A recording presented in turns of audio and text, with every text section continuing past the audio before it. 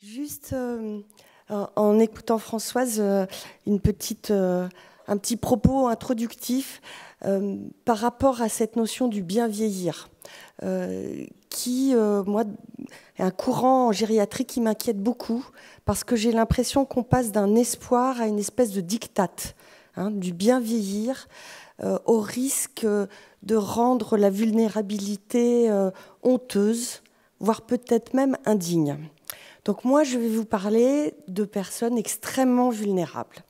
Donc vous le savez, la maladie d'Alzheimer, c'est une maladie qui ampute. Elle ampute des fonctions cognitives, des capacités langagières. Mais pendant la plus grande partie de l'évolution de cette maladie, c'est aussi une maladie qui travestit, qui va affubler la personne malade de délire, d'hallucinations, de troubles du comportement, et qui vont la rendre non reconnaissable pour ses proches, ce qui est extrêmement douloureux. Et puis, dans l'évolution de cette maladie, c'est effectivement une maladie de l'extinction.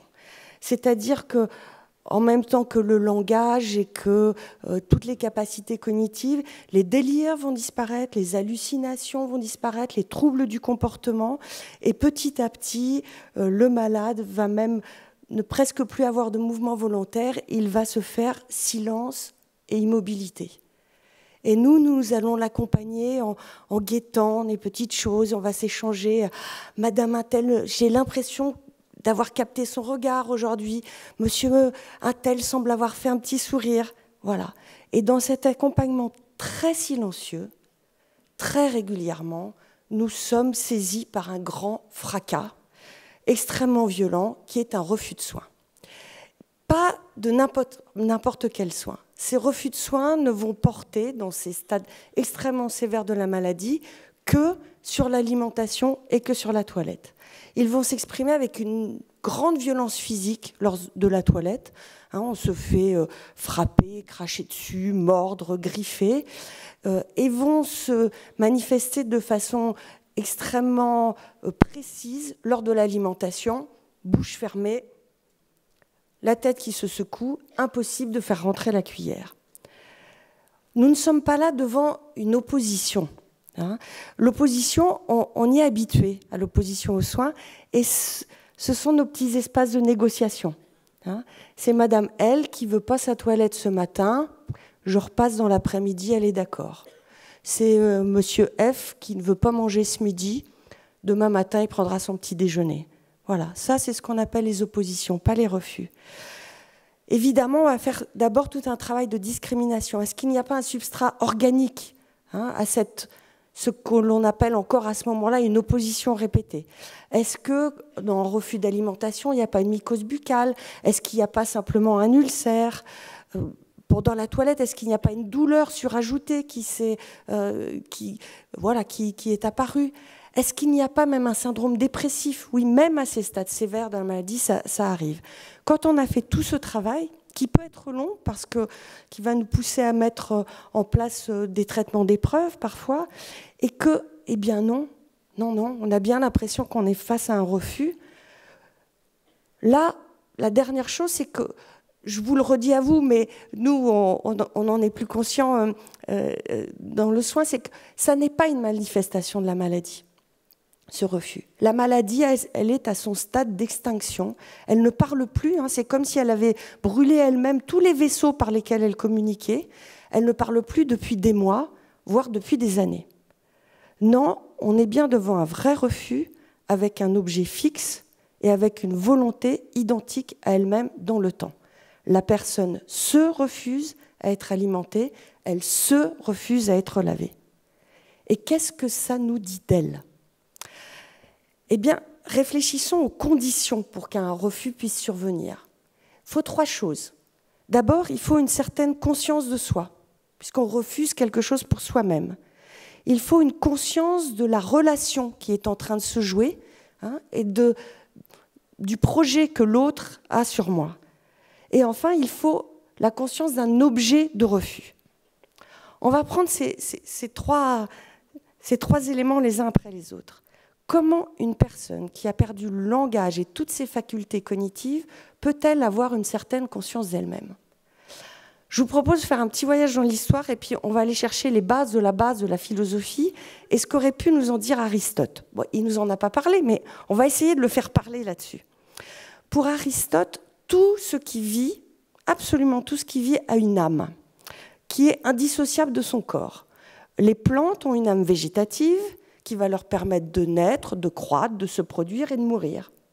Les animaux ont une âme végétative et en plus une âme appétitive qui va leur donner des capacités de ressentir, donc des capacités de souffrir et de jouir. Et les hommes ont une âme végétative, plus une âme appétitive et une âme rationnelle. C'est la raison, dont une petite partie, le nous, va nous permettre d'appréhender le monde, de sécréter des concepts. Et cette âme rationnelle, elle est en dialogue avec notre âme appétitive. C'est elle qui fait qu'on n'est pas la proie seulement de nos passions ou de nos envies. C'est elle qui vous a fait vous lever ce matin alors que vous étiez si bien et si confortable sous la couette et vous vous êtes dit non, là, il faut que je me lève parce que j'ai quand même pris l'inscription et puis je vais y aller, etc. Voilà. Et c'est elle, probablement, qui permet à ces personnes à des stades très sévères de la maladie d'accepter la toilette et d'accepter l'alimentation. Pourquoi je vous dis ça? Parce qu'en fait, il faut imaginer ce que c'est que la toilette de quelqu'un à une phase terminale de maladie neurodégénérative. Ce sont des gens qui ont des rétractions. Leur toilette va être faite au lit. Il y a toujours des moments inconfortables où il va falloir doucement réussir à écarter les membres. Ça peut être douloureux ou en tous les cas, c'est inconfortable.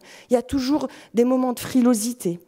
L'alimentation, c'est une alimentation qui est mixée, qui est insipide, qui est répétitive. Eh bien, on pourrait se dire, si tous ces inconforts-là sont acceptés, c'est parce qu'il y a encore une âme rationnelle qui parle à cette âme appétitive et qui dit, si tu veux perdurer, il faut accepter cet inconfort. Donc, vous pourriez me dire aussi, eh bien voilà, au moment du refus, c'est l'extinction de l'âme rationnelle. Et la personne n'est plus une personne, ça n'est plus qu'une âme appétitive, une âme végétative. Non. Non, puisque ce refus, il est ciblé. La personne va refuser la toilette, mais pas l'alimentation. La personne va refuser l'alimentation, mais pas qu'on l'installe dans son fauteuil pour l'instant, ou pourtant dans lequel elle n'est pas forcément très confortable. Voilà. Ça n'est pas que l'âme appétitive qui parle. On a bien l'impression qu'il reste une âme rationnelle. Bon, vous allez me dire, c'est un philosophe un peu lointain. Hein. Alors, que pourraient nous dire des philosophes plus contemporains? Donc, on va essayer de voir ce que Ricoeur, Paul Ricoeur, qui est un philosophe qui a beaucoup travaillé aussi avec le monde médical, qu'est-ce qu'il pourrait nous dire? Lui, il nous propose une vision de l'identité qui n'est pas du tout la même que celle d'Aristote.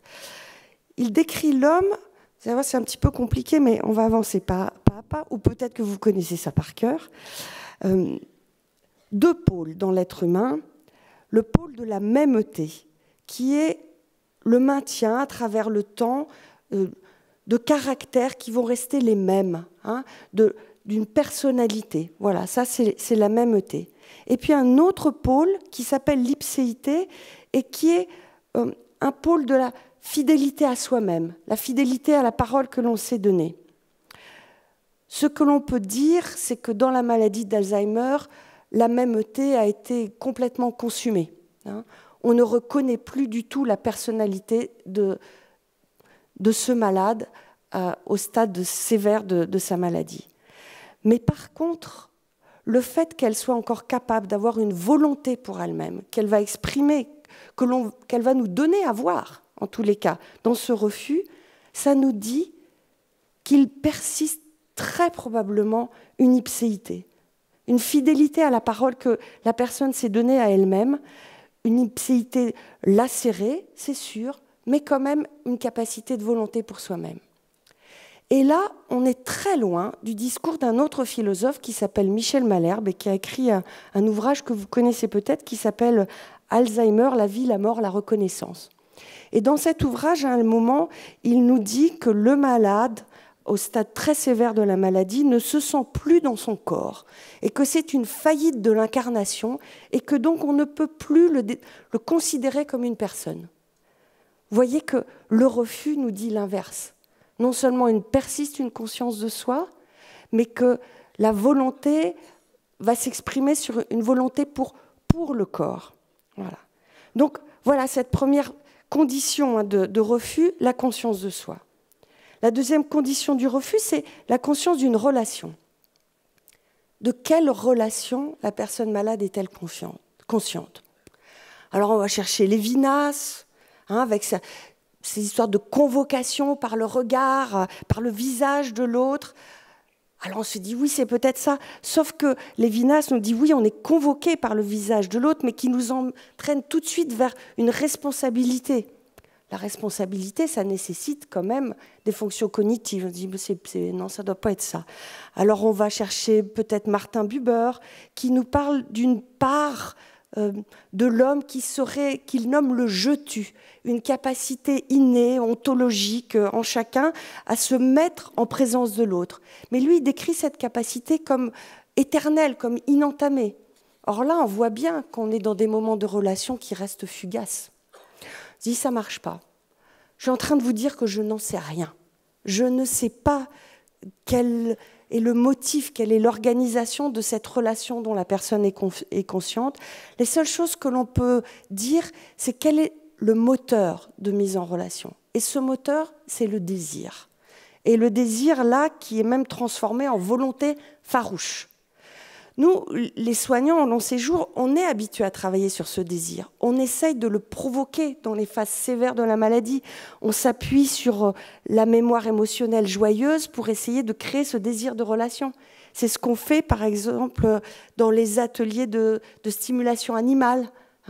Moi, je me souviens d'un monsieur qui était totalement immobile en permanence, dont on n'arrivait jamais à guider le regard. Et puis, d'un seul coup, il était avec Lulu, le chihuahua, sur les genoux.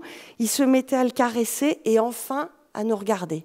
Voilà, c'est nous qui provoquons le désir. Mais là, dans les refus de soins, à un moment où nous préférions être plutôt invisibles, être juste une main, ne pas provoquer de désir de relation, ce désir arrive, il est extrêmement violent et il est là pour nous rejeter. Mais nous sommes à ce moment-là les témoins de ce moment fugace où le soignant comme le malade se savent en présence l'un de l'autre.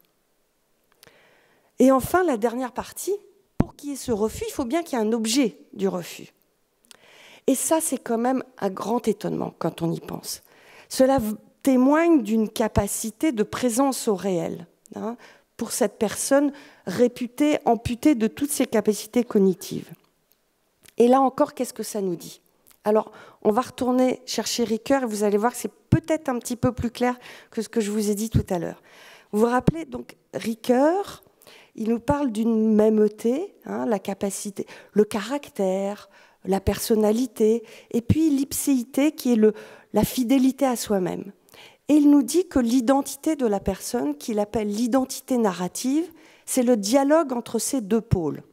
Là, ça devient encore plus opaque, mais vous allez voir. Ce qu'il nous dit, c'est que dans toute notre vie, nous sommes en présence d'événements discordants qui vont nous arriver. Et que ces événements, on va s'en faire à nous-mêmes le récit et on va les intégrer à notre personnalité, à notre mêmeté, et on va les rendre concordants. Je vous donne un exemple super bête, mais je cherchais tout à l'heure, je n'arrivais pas à en trouver d'autres, donc vous m'excuserez. Moi, je me voyais comme quelqu'un, comme une bonne conductrice. Je suis, Irène, une bonne conductrice, prudente, jusqu'au jour où j'ai renversé un motard. Eh bien, je me suis fait le récit de ce qui m'était arrivé, et je suis toujours moi-même, mais je suis Irène, la bonne conductrice, qui parfois a un moment d'inattention, et je ne me suis pas perdue. Vous voyez, cet événement discordant, voilà, j'en ai fait une concordance et je l'ai, par mon ipséité, mon pôle de maintien de moi-même, intégré à ma mêmeté. Ce que nous dit Ricoeur, c'est que cette identité narrative n'est plus possible pour les gens des stades très sévères de maladie d'Alzheimer. Mais ça le gênait quand même de dire, du coup, ces malades-là ne sont plus des personnes. Donc lui, ce qu'il a peut-être que je suis pas très gentille, mais je dis ce qu'il a fabriqué, mais c'est aussi intéressant, c'est qu'il dit que cette identité narrative, elle peut être portée par les autres. Et elle va être portée par la famille, qui vont faire mémoire de la mêmeté de cette personne qui a disparu, de son caractère, voilà comment elle était, qui va échanger ça avec nous les soignants. Et nous, les soignants, nous allons faire ce travail aussi d'intégration au jour le jour de ce qui lui arrive. Voilà, Madame Untel, c'est cette dame que je lave tous les jours. Monsieur Untel, c'est ce monsieur que j'emmène en salle à manger. Voilà. Nous sommes les garants, et par le projet de vie individualisé aussi, dans les longs séjours et les EHPAD, nous sommes les garants de cette identité. Eh bien, il me semble que le refus nous dit autre chose. Le refus, je pense que c'est le témoin d'une identité narrative, certes très incomplète, très lacérée, mais présente et portée par la personne elle-même. Ce qu'elle va nous dire avec son propre langage, donc avec son langage physique, ce qu'elle va nous dire, c'est « je suis cette personne qui ne veut pas être lavée et je le suis jour après jour ». Voilà. On devrait être émerveillé, hein. On devrait être émerveillé de se rendre compte, en fait, de toute cette identité, cette capacité de conscience de soi. Et en fait, on n'est pas du tout émerveillé. Et c'est une triple tragédie pour nous, parce que ça s'incarne dans le refus. Pourquoi une triple tragédie? D'abord, parce que au moment où, enfin, l'âme de cette personne que l'on soigne depuis des mois, qui ne nous parle plus, qui ne nous regarde plus, d'un seul coup, son âme est visible, mais sa volonté s'incarne dans le refus de ce que nous lui proposons. Et il n'y a qu'un pas pour avoir l'impression que ça s'incarne dans le refus de nous-mêmes. On se sent rejeté. Triple tragédie parce que le deuxième élément de cette tragédie, c'est que pour nous, la bienveillance est impossible. Laisser la personne dans ses excréments, ça n'est pas bienveillant. Et la laver de force, ça n'est pas bienveillant non plus. La laisser se dénutrir, ça n'est pas bienveillant. La nourrir de force, ça n'est pas bienveillant non plus. Et enfin, le dernier élément de cette tragédie, c'est l'incompréhension. Mais pourquoi diable ne veut-elle plus que je la lave alors qu'il y a 2 semaines, elle l'acceptait ? Et nous sommes saisis par la tentation de donner du sens à ce refus. Alors, pour tenter de l'expliquer, on va invoquer des concepts de pudeur, des concepts de liberté, de confiance, de dignité. Mais tout ça nous mène à ce qu'on appelle en philosophie des apories, des impasses. Ça ne marche pas. Ça ne marche pas parce qu'on va se dire... Oui, c'est peut-être la pudeur, mais alors pourquoi est-ce qu'avant elle acceptait, maintenant elle n'accepte plus? Avant elle n'était pas gênée par sa pudeur et maintenant elle le serait? Ça ne marche pas. Ça ne marche pas aussi parce qu'il y a beaucoup de concepts comme la dignité qui font appel aux facultés cognitives. Donc ça ne marche pas, mais pourtant il faut continuer inlassablement à essayer de trouver un sens à ce refus. Pourquoi? Parce que cette recherche de sens va faire rempart à la désespérance face à cette situation, rempart au désengagement, rempart à la submersion par les émotions, mais en étant attentif à ne pas être dupe et à bien faire la mémoire de l'incertitude. Quand on propose ces explications. Chercher aussi un sens à ce refus, c'est en quelque sorte aussi témoigner du mystère insondable que cette personne que je soigne, qui pourtant bouge peu, qui pourtant ne parle plus, du mystère insondable qu'elle est. Je ne la comprends pas tout à fait. Et on est là très loin de l'image de réduction à un corps, à des fonctions vitales ou aux métaphores potagères que vous connaissez pour décrire ces personnes à un stade sévère de la maladie. Mais nous sommes avant tout des soignants. il va bien falloir qu'on propose une attitude, un faire-face dans ces situations de refus de soins. Cette attitude, on l'a construit, nous, dans des moments que l'on vole à notre institution, puisque en gériatrie, dans nombre d'institutions, et en tous les cas dans la mienne, nous n'avons pas de temps dédié pour construire les prises en soins et les accompagnements. C'est comme ça.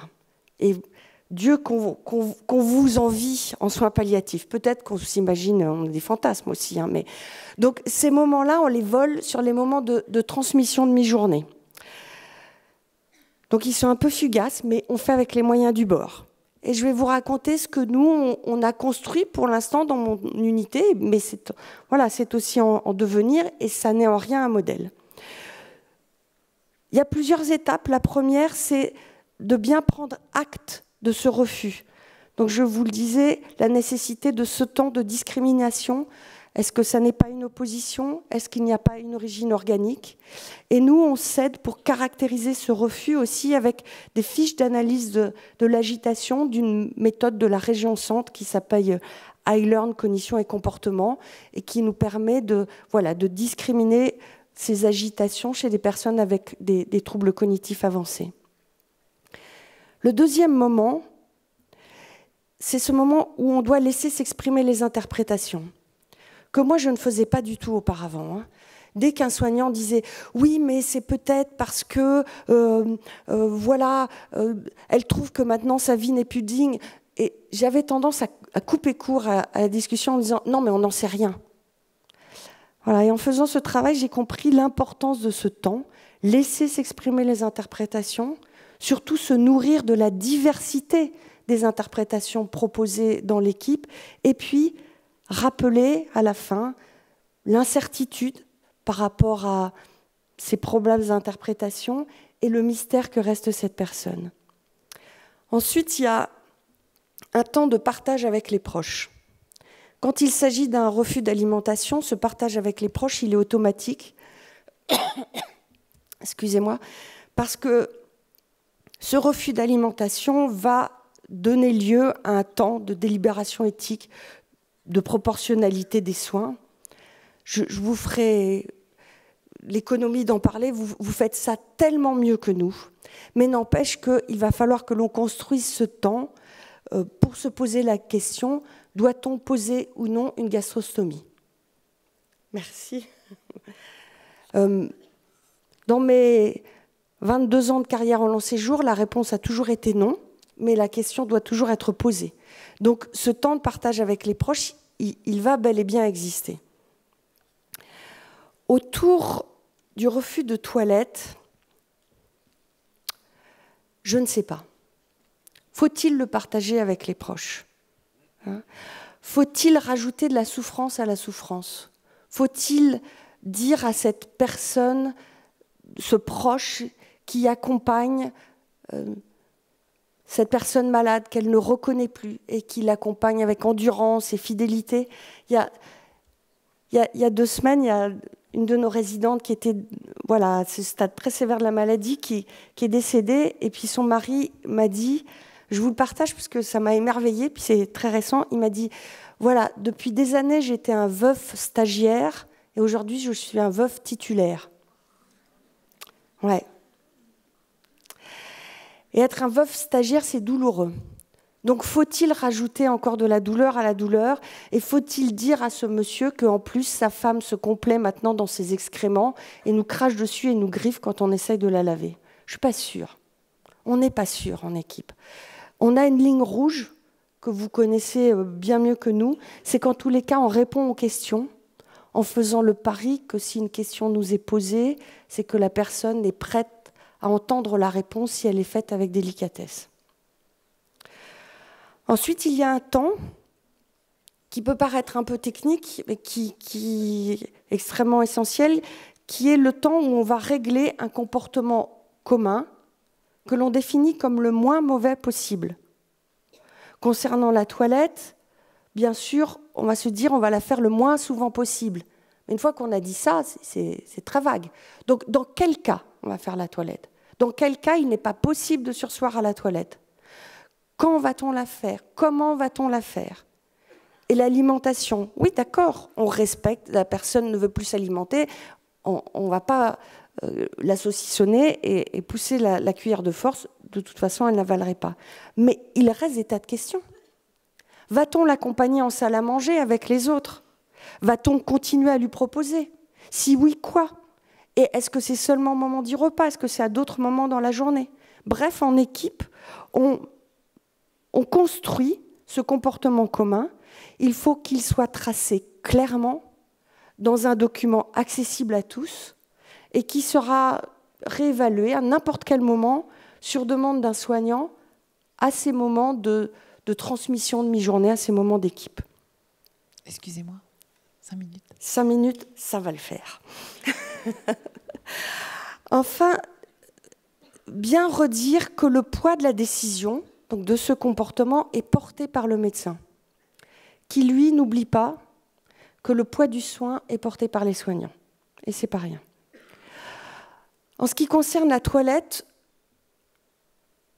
nous, notre règle, c'est que ces toilettes vont être faites à 2, sauf si ça augmente encore la violence de la personne soignée.